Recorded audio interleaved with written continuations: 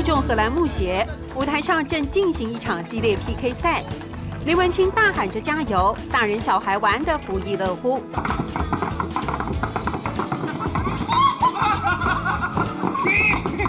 41，魔王多少？魔王了50。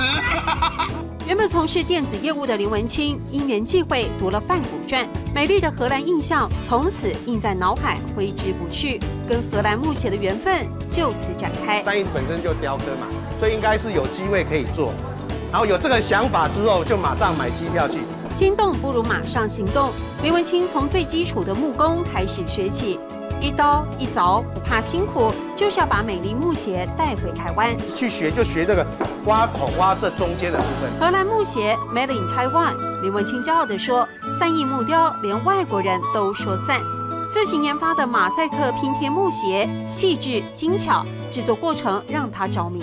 真的要把它放在脚上踩，你太可惜了，太可惜了，10天哎，手工哦，光马赛克我贴10天呢。期盼木鞋艺术也能在异乡扎根，送上精心绘制的2双木鞋，有着满满的心意。好漂亮的鞋，客家话怎么说？可不可以教观众？按讲给海，按讲给海，按讲给海。